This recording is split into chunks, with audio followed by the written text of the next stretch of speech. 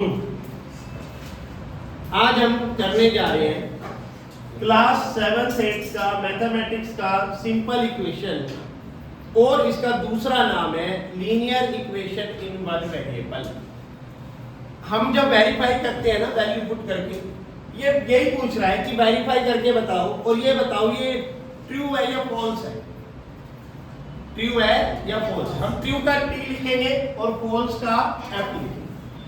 True का क्या लिखेंगे टी और फॉल्स का एफ। ठीक है, जब आंसर आएगा तो हम ये लिखेंगे। आंसर क्या आएगा, एलएचएस में वैल्यू पुट करेंगे और इक्वल टू आरएचएस आ गई तो ट्रू है और नहीं आई तो वो फॉल्स।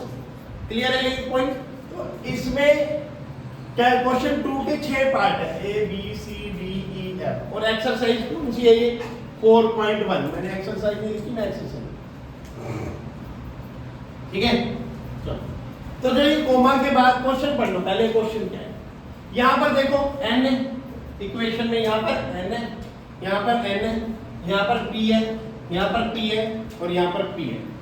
मतलब a से लेकर z तक a b c d e f g h i j k l m n o p q r s t u v w x y z तक सारे के सारे क्वेश्चन में कहीं पे भी आ सकते हैं। कोई भी एक x आ रहा था ना कल सारे क्वेश्चनों में, आज क्या आ रहा है, सब किसी में n आ रहा है और किसी में p आ रहा है।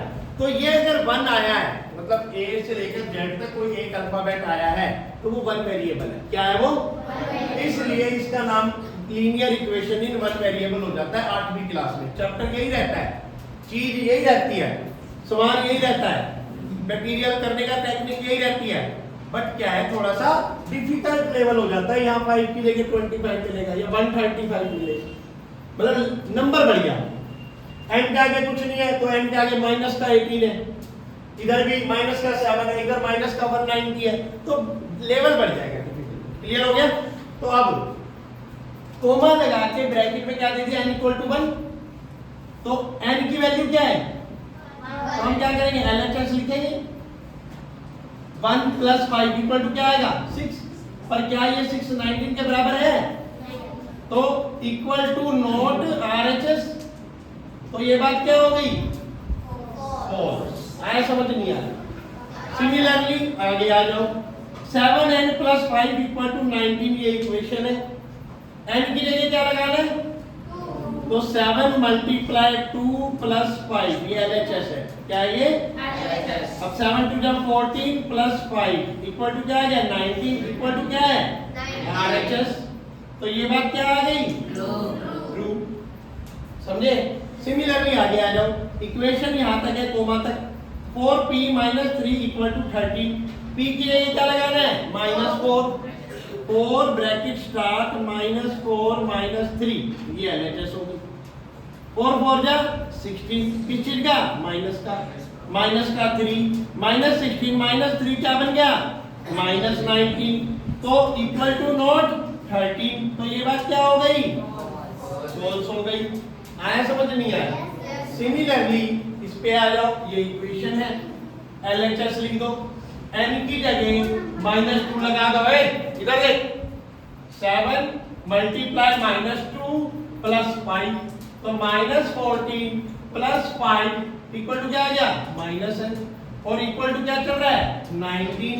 तो ये बात, ये तो इक्वल टू नॉट हो गया, इक्वल टू नॉट हो गया तो क्या बन गया फॉल्स।